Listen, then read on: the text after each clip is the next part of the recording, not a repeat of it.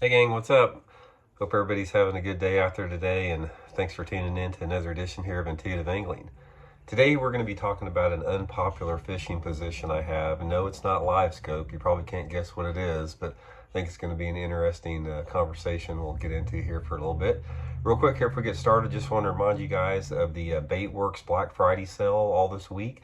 If you guys are interested in stocking up on just whatever tackle you could possibly need, including the block of old school jigs, rods, reels, tackle, boats, whatever, check it out. Baitworks and Boatworks. I'll put the link in the description. Use that link. It's a good way to help the channel out. Much appreciated. Okay, guys, let's get into this unpopular fishing position here. The position that I'm going to make a case here for, and I'm going to explain what I'm talking about after bringing it up, is the fact that it doesn't work does not equate to success in bass fishing. You guys have heard all the time about, oh, you got to have a hard work ethic, and a work ethic is everything. You got to work harder than anybody else. Guys, I'm here to tell you from the school of hard knocks, doing this 50 years, that it doesn't matter how hard you work at the sport, it will not equate into success all the time. And I'm going to explain what I'm talking about here. Every other thing that you do, almost every other thing that you do in life, I don't care what it is, if it's your job or if you're involved in a sport like weightlifting or whatever like this, or golf, the amount of work that you put into it, you will reap the rewards of that to some extent. Not so in bass fishing. For example, if you like to go to the gym and you like to lift weights, if you go in there and bust your butt 5 days a week lifting heavy weights, you're going to get big. There's no doubt. If you go and and practice and train jiu-jitsu 5 nights a week, you're going to get good at jiu-jitsu. Not so in bass fishing like that. Or if you work, I mean, if you work 80 hours a week instead of 40, you're going to be probably more successful at your job. Bass fishing is so full of variables that neutralize hard work that you can't expect to just work your way to the top in bass fishing. And what I'm talking about here, I'm going to give you guys a prime example, then I'll get into it a little bit more here. I've told this story in the past here. You guys may not have heard it before, but back in the early 1990s, I was sort of like coming into my own. I was sort of getting to the top of my game. I'd won a Bassmaster tournament. I'd qualified for several classics. I was still in my 20s. But I was inconsistent, but I was still doing good. I mean, I was successful in the sport. I was making a living at it, but I still wasn't satisfied. And I felt that if I just worked harder than anybody else out there, I would be more successful than anyone else out there.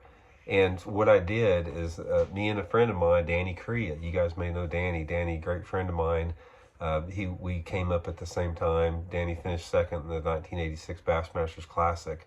We made a goal we set a goal for ourselves that him and I were going to work harder than any other two pros on the Bassmaster Top 150 circuit the next year.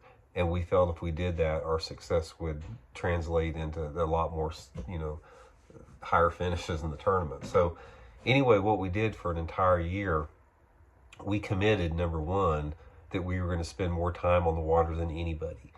Danny and I would get up at 3 o'clock in the morning at a tournament practice, and we would drive to the lake.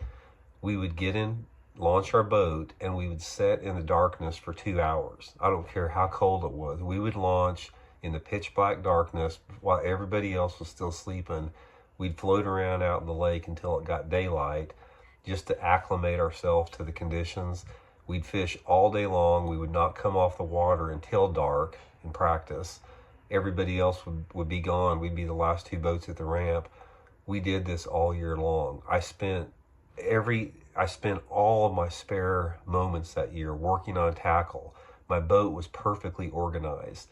I was working out a lot. My tackle was meticulous. It's like everything was perfectly organized. There was not any stone unturned. We just literally worked our butts off. You know what the result was after that year? It was the worst season either one of us had ever had. We absolutely sucked. While guys that were like sleeping in until 9 o'clock and their boat would be a mess, and they'd have rusted out tackle in their boat. They'd be smoking in the tournaments and winning tournaments and doing great. That made me realize after that, it was a very rude awakening. It made me realize that you can't work your way to the top of the sport. And here's what I'm talking about. It's like bass fishing is an art form. It's not something that you can just say, I'm going to be the best bass fisherman out there and do it. I think, from my own personal opinion, and this is not going to be a popular opinion, I think that you're sort of born with some type of limitation on the ability that you have as a bass angler.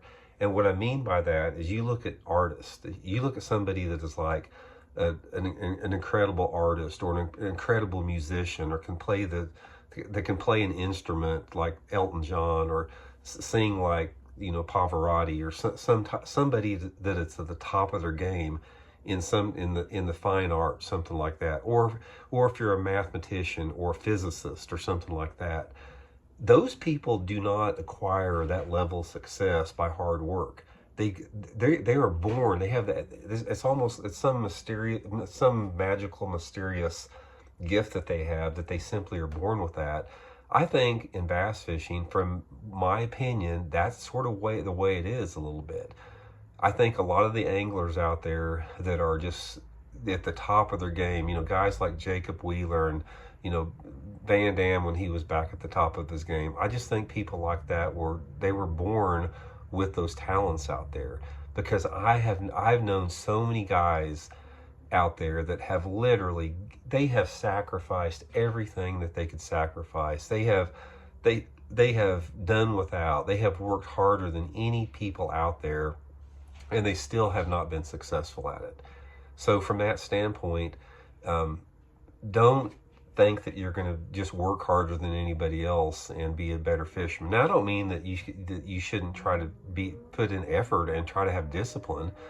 There's a big difference between discipline and work. I mean, you can be disciplined about going through everything and making sure everything is as good as you can have it. That's just common sense. But don't feel that you're just because you're motivated to work harder that you're going to get better than anyone else. And that's sort of something I think every angler has to come to terms with a little bit. A lot of people are not going to like this, because they're going to say, well, Randy, you're just saying that, people are, you have a limit to how good you can get as an angler. Yeah, that's what I'm saying. From my experience, what I've seen is you have a limit to how good that you can get. I think you can continually improve as an angler, but don't expect to reach the pinnacle of the sport, because, like I said again, not everybody's a Tiger Woods that was just born with those abilities out there, and it translates over in bass fishing too. So anyway, guys, that's my unpopular opinion. Hard work does not translate into success in the sport. I can tell you better than anybody. I have been in the trenches. I've done the dirt time. I put in the work. I've been there. I've done that. And I can tell you that that's not the way it is. So just a little dose of reality there, guys. So hope you guys are doing good. We'll talk later. See you.